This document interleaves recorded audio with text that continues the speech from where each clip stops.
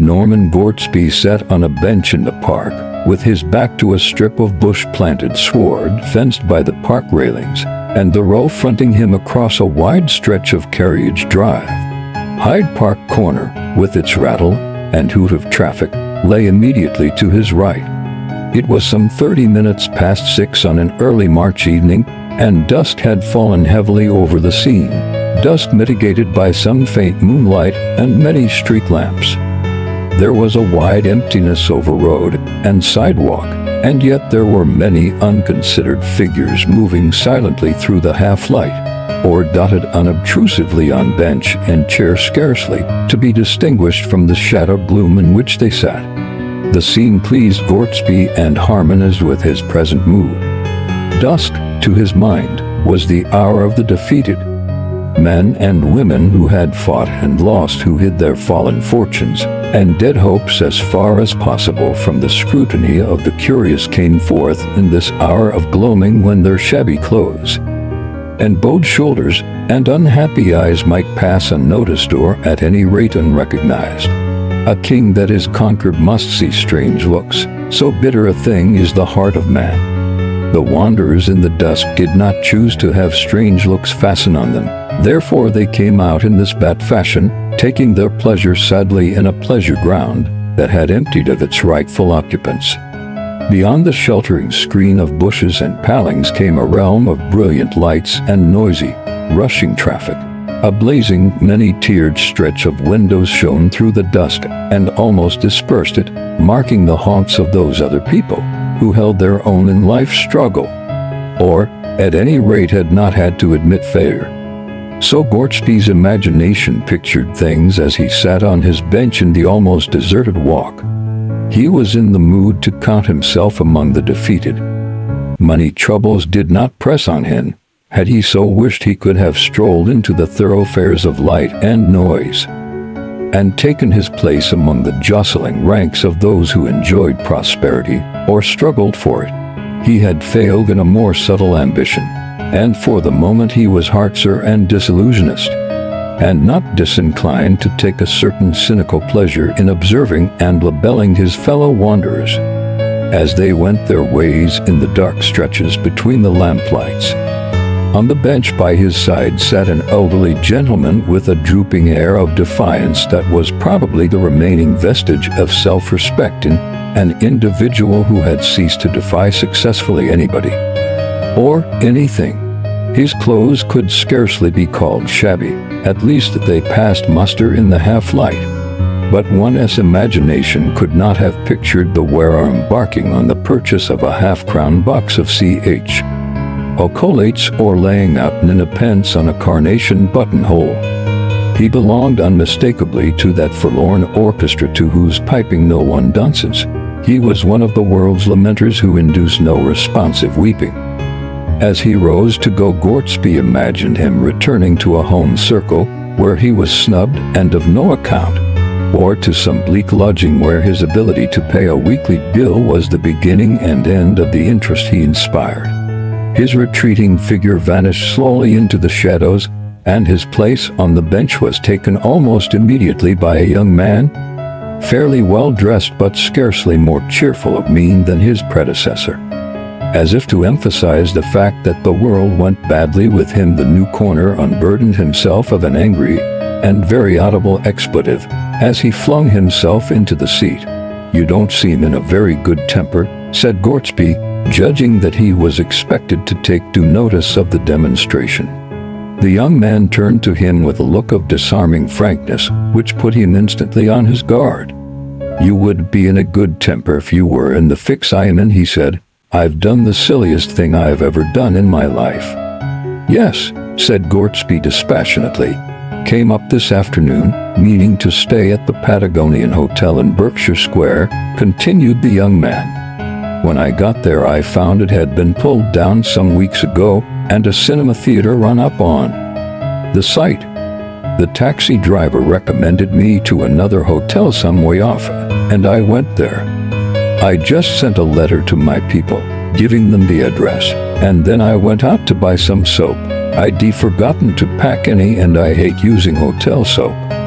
Then I strolled about a bit, had a drink at a bar, and looked at the shops. And when I came to turn my steps back to the hotel, I suddenly realized that I didn't remember its name or even what street it was in.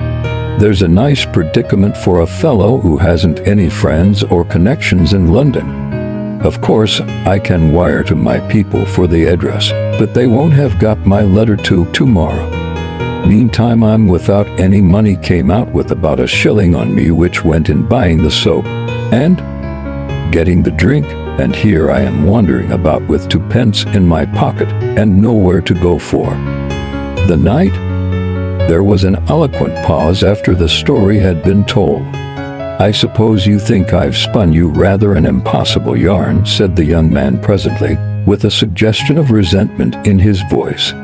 Not at all impossible, said Gortsby judicially. I remember doing exactly the same thing once in a foreign capital, and on that occasion there were two of us, which made it more remarkable.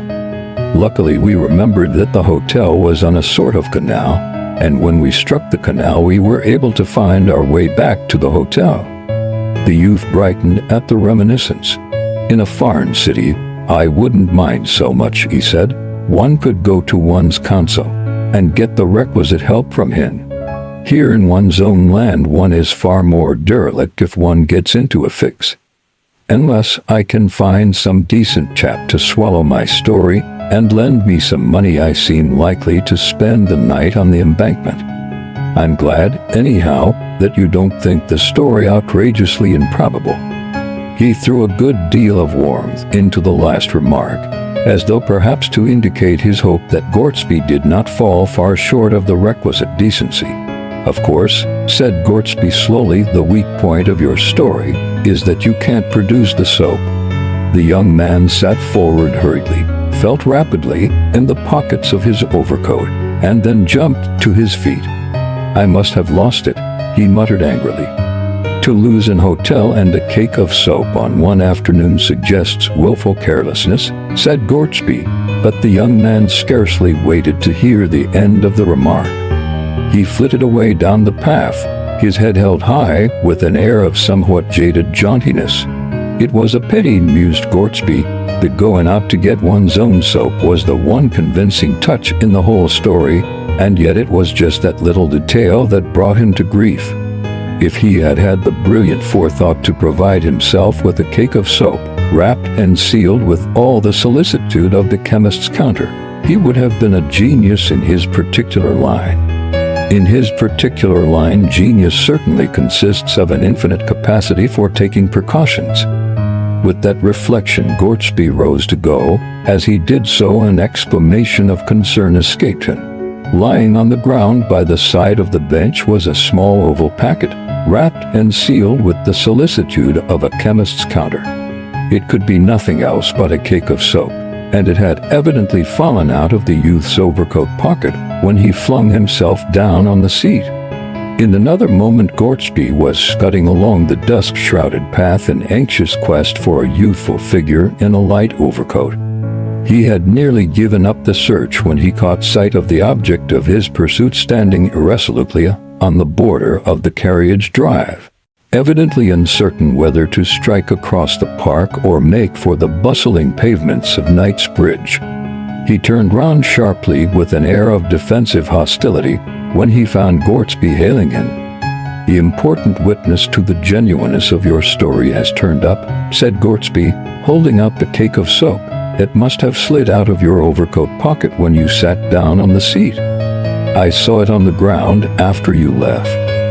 You must excuse my disbelief, but appearances were really rather against you. And now, as I appealed to the testimony of the soap, I think I ought to abide by its verdict. If the loan of a sovereign is any good to you, the young man hastily removed all doubt on the subject by pocketing the coin. Here is my card with my address, continued Gortsby. Any day this week will do for returning the money, and here is the soap. Don't lose it again, it's been a good friend to you. Lucky thing you're finding it, said the youth, and then, with a catch in his voice, he blurted out a word or two of thanks and fled headlong in the direction of Knightsbridge. Poor boy, He is nearly as possible broke downs, said Gortsby to himself. I don't wonder either. The relief from his quandary must have been acute.